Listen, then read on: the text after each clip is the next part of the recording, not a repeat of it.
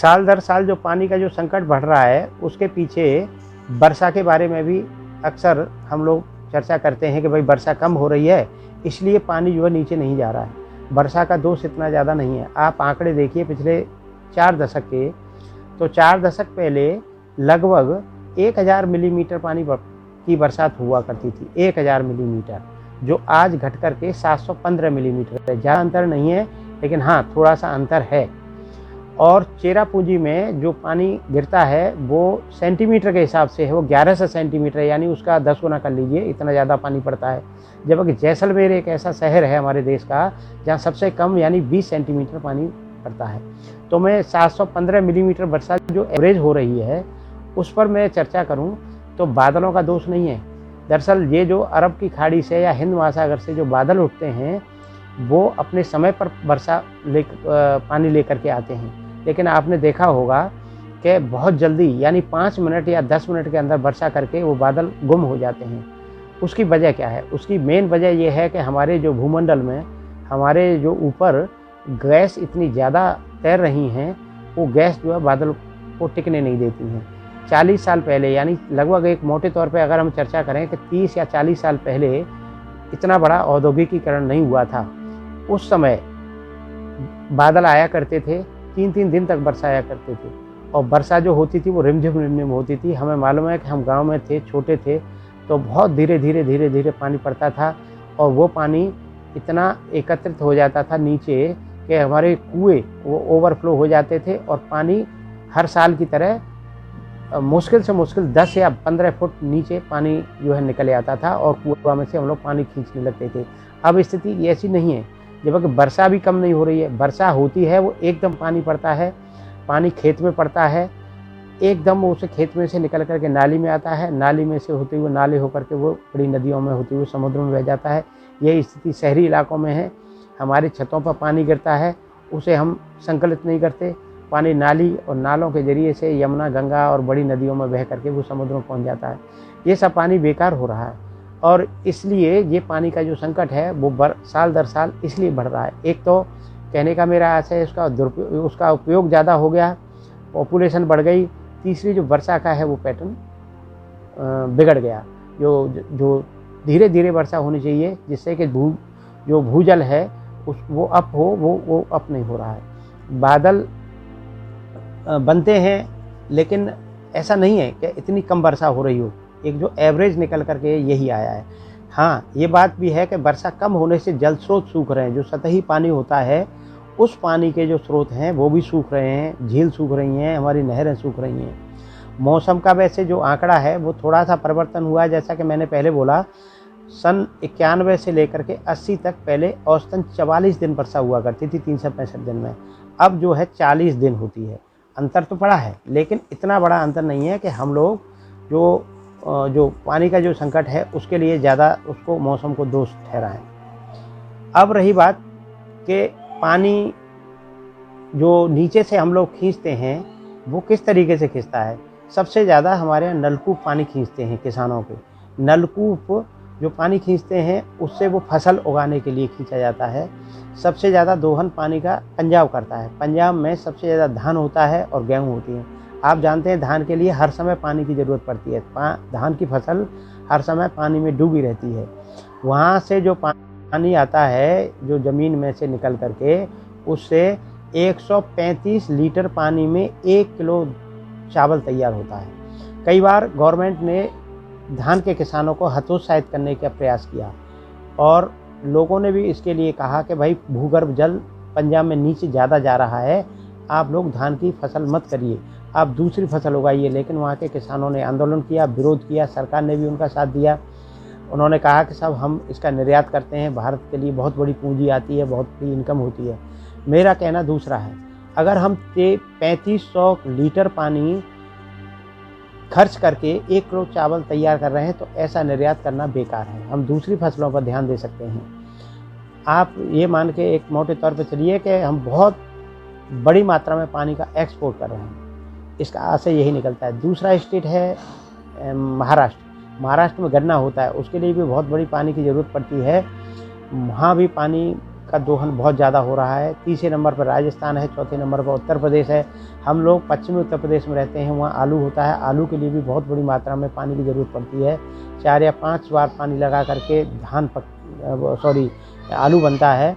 तो उस पानी को हम लोग फसल दूसरी चक्र तरीके से घुमा करके और पानी का बचत कर सकते हैं। अब आप देखिए, जो सिक्किम में सबसे कम पानी का दोहन हो रहा है, वहाँ 0.06% पानी का दोहन कर रहे हैं। नागालैंड, अरुणाचल प्रदेश, ये 3 प्रदेश ऐसे हैं जहाँ सबसे कम पानी का दोहन हो रहा है। वहाँ जैविक खेती होती है, वहाँ के किसान जागरूक हैं और वहाँ फसल चक्र इस तरीके से तैयार करते हैं कि कम से कम वो भूजल पानी पर डिपेंड रहें, यानी पानी खींचते नहीं हैं। अब आई बात चीन की। मैं चीन का भी एक उदाहरण देना चाहता हूँ कि चीन में 6.9 करोड़ हेक्टेयर ज़मीन हमसे ज़्यादा है, ज़मीन जो जिस पे खेती होती है, लेकिन पानी का दोहन वो हमसे कम करते हैं, जबकि हम लोग यानी भारत के किसान ज़्यादा करते हैं।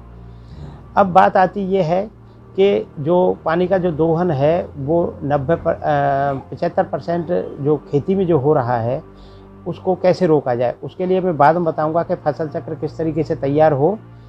लेकिन जो पानी पे अभी तक काम किया है, वो काम किया है सबसे ज़्यादा इजराइल ने।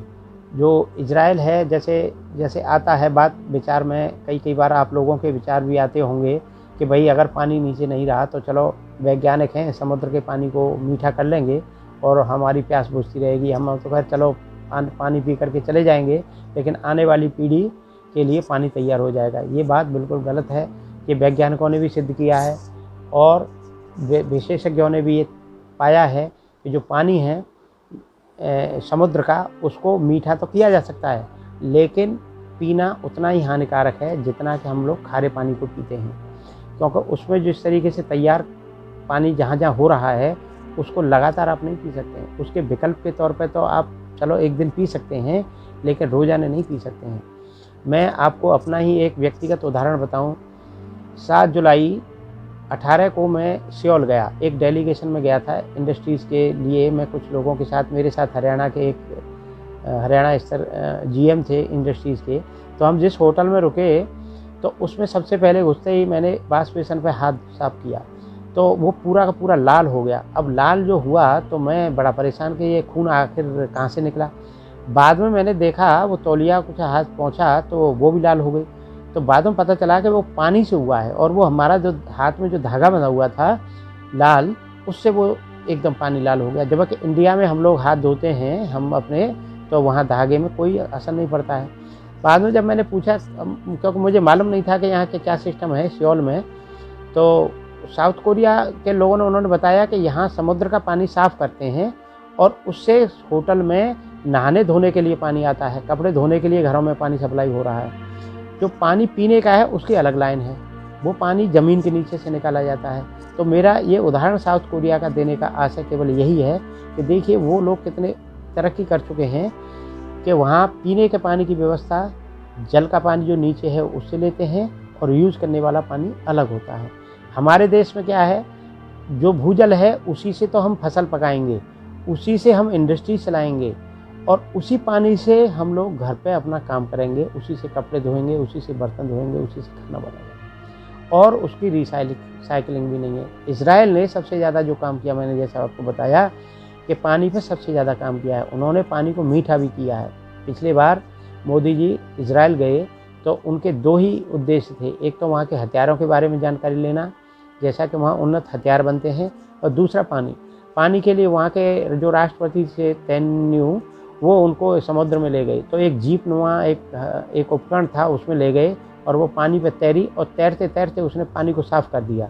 बाद में वो मोदी जी को उसको पिलाया भी था और वो मशीन, वो उपकरण, वो एक जीप नुमा उपकरण जो है भारत सरकार को गिफ्ट भी किया। वो इस समय गुजरात में है और समुद्र के किनारे उसका यूज हो रहा है, लेकिन वो ज़्यादा यूज नहीं हो रहा है, उसको पानी पीने के लिए यूज नहीं किया जा रहा है अभी भी।